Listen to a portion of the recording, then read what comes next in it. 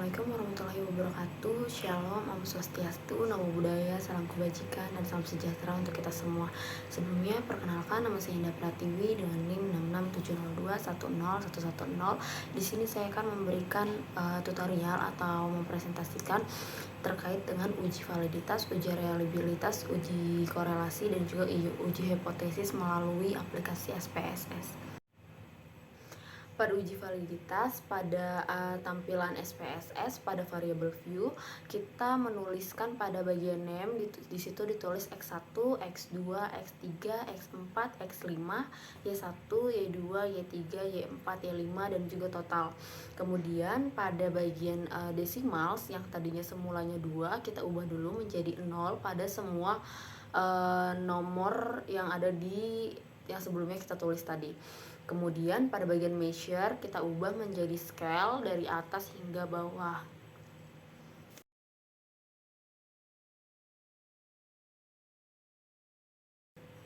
Kemudian kita beralih ke Microsoft Excel, kita klik data-data yang kita sudah punya dari hasil kuesioner sampai batas kuesioner itu 50, kemudian kita copy dan kita beralih di SPSS ke data view, kemudian kita paste di data view itu hasil dari tabulasi data yang kita miliki tadi. Kemudian kita beralih ke analyze, kemudian juga correlate dan juga bivariate.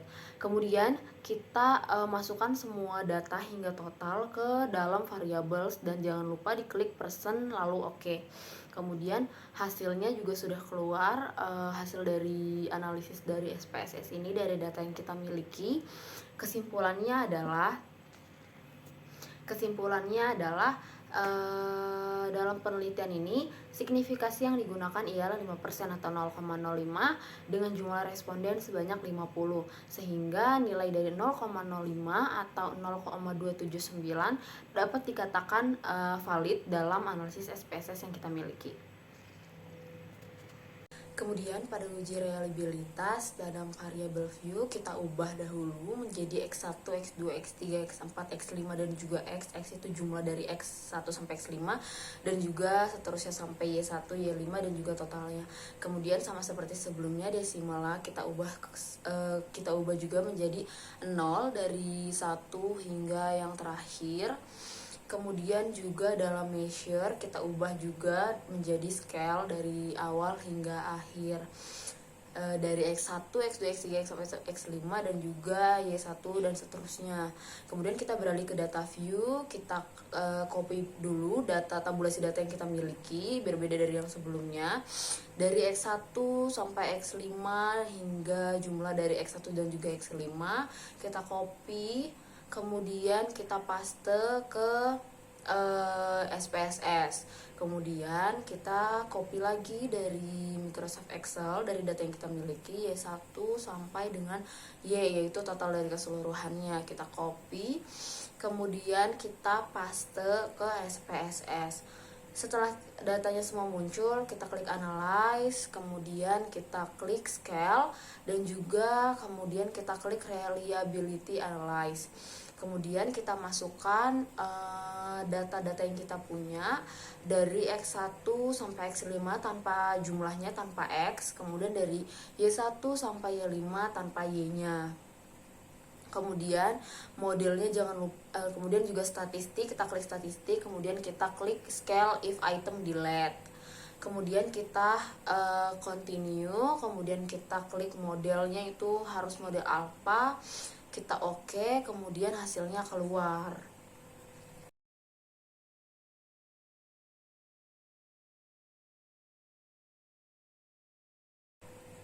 Kesimpulan dari uji reliabilitas ini adalah dari hasil uji tersebut dalam SPSS didapatkan semua nilai hasil dari variabel X dan juga Y menghasilkan nilai crown batch alpha sebesar lebih dari 0,6.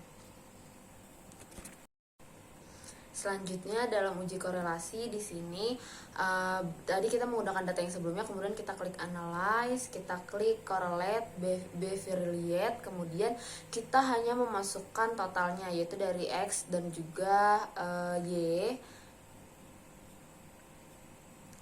Kemudian kita klik person juga, kemudian hasilnya keluar. Ya, seperti teman-teman di sini lihat. Kesimpulannya berdasarkan dari uji korelasi di atas adalah nilai dari keseluruhan X dan Y dapat dilihat bahwa keduanya memiliki hubungan yang tinggi. Hal tersebut dikarenakan memiliki hasil 0,967. Selanjutnya kita akan menguji hipotesis. Di sini dalam uji hipotesis kita masih menggunakan data yang sebelumnya kita gunakan. Kemudian kita di sini mengklik analyze, kemudian regression, dan juga kita setelah regression kita mengklik linear. Kemudian hasilnya keluar yaitu ada dependent dan juga independent. Kita masukkan X sebagai dependent, kemudian juga Y sebagai independent ke dalam kolom yang sudah tersedia. Kemudian setelah kita memasukkan variabel-variabel tersebut, selanjutnya kita mengklik statistik, kemudian kita mengklik estimate, kemudian kita selanjutnya di sini kita setelah mengklik estimate kita periksa dulu semuanya. Kita sudah mengklik apa saja, itu model fit, kemudian oke. Kemudian juga setelah kita mengklik dalam statistik tersebut, kita mengklik oke. Setelah kita mengklik di dependen juga independen dan juga statistik, kita di sini mengklik oke. Kemudian hasilnya di sini keluar ada ANOVA dan juga koefisien. Di sini kita bisa melihat ada dari tabel F dan juga tabel T. Berdasarkan uji hipotesis yang kita lakukan tadi menghasilkan bahwa berdasarkan atas output yang tertera di data yang kita peroleh tadi, terlihat bahwa nilai F hitung adalah 700,002 dengan nilai signifikasinya 0 kurang dari 0,05. Maka model regresi dapat digunakan untuk memprediksi di antara variabel efektivitas dengan variabel aksesibilitas, dan dapat disimpulkan bahwa apabila F hitung lebih kecil dari F tabel, maka terdapat pengaruh antara variabel X dan juga variabel Y.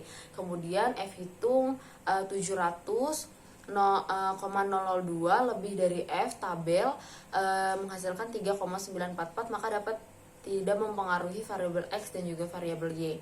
Kemudian dalam uji T, berdasarkan output yang tertera, di atas terlihat bahwa nilai T hitung adalah 700,002 dengan nilai signifikasinya 0 kurang dari 0,05. Maka model regresi dapat digunakan untuk memprediksi di antara variabel efektivitas dengan variabel aksesibilitas, dan dapat disimpulkan bahwa terdapat pengaruh antara variabel X dan juga variabel Y.